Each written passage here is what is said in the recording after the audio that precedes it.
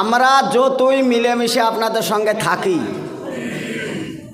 হাদিস কোরআনের খেলাফ আমার বরদাস্ত হয় না, ওর রক্তই নাই আমার গায়ে। আমি হাদিস কোরআনের বিষয়ে আমি কাউরির সঙ্গে আপোষ করতে পারবো না, এটা জানা দরকার। তারপরে যেহেতু দুনিয়াটাই আপনাদের দরকার, খান যত মন তত খান। জিলাপি খানে, এই বিরিয়ানি ভাত এখানে জমজমের এখানে নাই, নিয়ে এসে এক প্যাকেট করে খাও।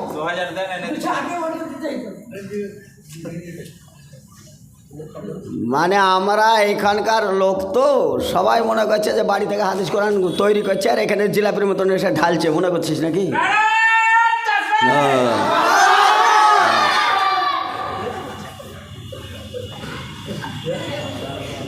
করেন, আপনাদেরও হাসর হবে ইনশাআল্লাহ, হাসর আপনাদেরও হবে। যেটা বিষয় মানুষকে অন্ধকার থেকে আলো দেখাবার দায়িত্ব কিন্তু এই হুজুরদের। যে নারায় তকবীর বলে যে হাঁকটা মারলো, এই হুজুরদের মাথায় দায়িত্ব চেপে আছে। কে জাহান্নামে কখন যাবে তা জানা নাই, কিন্তু হুজুররা জাহান্নামে যাবে এটা কিন্তু আল্লাহ আগে জানিয়ে রেখেছে। কে জাহান্নামে যাবে ও কথা স্পষ্ট না থাকলেও হুজুররা জাহান্নামে যাবে কথাটা কিন্তু স্পষ্ট। আমার কথাটা যদি কাঁচা হয়, কথাটা পাকা করার জন্য আব্দুর রাজ্জাক বলে হুজুর দিয়ে জাহান্নাম উদ্বোধন হবে। আব্দুর রাজ্জাক কিন্তু বলে, আমি মাঝে মধ্যেই বড়দের কাছে হাওলা দিই এই কারণে যে আমার বোঝাটা কমসে কম হালকা হোক। আমি এর আগে বহু মার খেয়েছি, আল্লাহ হয়তো আল্লাহর রহমত স্বরূপে ওই আব্দুর রাজ্জাক সাহেব জাকির নায়েক এসছে, তাতে আমাদের একটু পিটুনিটা বেঁচেছে, নাহলে আমরা বলতাম আর লোক মনে করতো যে আমরাই বেশি বেশি বলি। ভাই সকল, একটু চরিত্রটা চেঞ্জ করেন, মরতে আপনাকেও হবে আমাদেরকেও হবে। দান খায়রাতের কথা বললে অধিকাংশ মা বোনেদের দিলটা একটু নরম, ও জন্য ঘন ঘন মা বোনেদের কথাই বলা হয়। কিন্তু যিনি বক্তব্য রাখছেন তিনাকেও তো কটা টাকা দেওয়া দরকার, তাও তো পরকাল আছে না? সব জনসাধারণের পরকাল, ওরাই জান্নাতে যাবে, ওরাই জাহান্নামে যাবে। তো জান্নাতের বায়ান দিলেও তো হুজুর লাগবে, জাহান্নামের বায়ান দিলেও হুজুর লাগবে। তো হুজুরকে তো 200-500 টাকা দেওয়া দরকার। দান কি শুধু পাবলিকই করবে? রসুল সাল্লাল্লাহু আলাইহি সাল্লাম দান করতেন, এই রকম দান করতেন। আয়েশা রাদিয়াল্লাহু তাআলা আনহা বলছেন যে বাড়ি ঘরই নাকি দান করে দেবে। 3টে খেজুর আছে, 3টে খেজুর, ওই 3টে খেজুরই দান করে দিলেন, আর কোনো সামানপত্র নেই। আমাদের তো মাশাআল্লাহ সম্পদের কোনো অভাব নেই।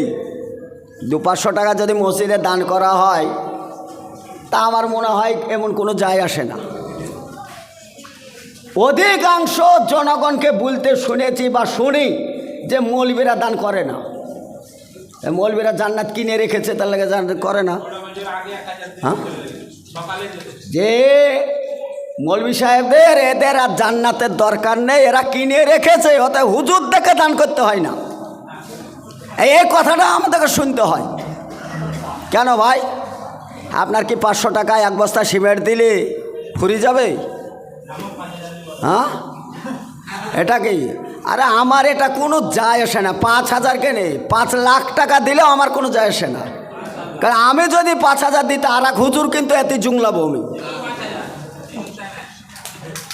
হুজুররা এতে এড়িয়ে যায়, দানের কথা বললে কি সুর সারা জান্নাতের বাগান দেখায়, ওই জান্নাতে তো হুজুরকে যেতে হবে, তখন তো 500 টাকা লাগবে। কেন দেয় না? লোকের কথা শোনার জন্যে। যেই কথা আগে বলবো, ইয়া আইয়ুহাল্লাযিনা আমানু লিমা তাকুলুনা মা লা তাফআলুন, তুমি যেটা পারবে না ওটা বলো না। 200-500 টাকা দেওয়াটা এমন কোনো ব্যাপারই না, 2-1 বস্তা সিমেন্ট দেওয়া ব্যাপার না, এটা একদম সাধারণ ব্যাপার। হাতে বেশি বেশি করে দানের মাস, বেশি বেশি করে দান করেন, বেশি বেশি করে দুনিয়ার খেয়াল কমান। হুব্বুদ দুনিয়া ওয়া কারাহাতুল মাউত, মুশরিকদের মতন জীবনযাপন করেন না। মৃত্যু আসলে পারে খুব খারাপ মনে হয়, আর দুনিয়া যখন আসে তা লালিত পালিত দুনিয়াকে কিনে নেওয়া হয়। পৃথিবীতে তো ফেরাউনের চাইতে নিকৃষ্ট লোক কোনো ইতিহাসে খুঁজে পাওয়া যায় না। ফেরাউনের মতন নিকৃষ্ট লোক ইতিহাস ঘাটতে গিয়ে ওর চাইতে নিকৃষ্ট লোক খুঁজে পাওয়া যায় না। অথচ মুসা আলাইহিস সালাম একজন নবী, রেগে টেগে বলছে যে আল্লাহ, যে ফেরাউনকে কেন তুমি ধ্বংস করো না। কথাগুলো গুরুত্ব দেন।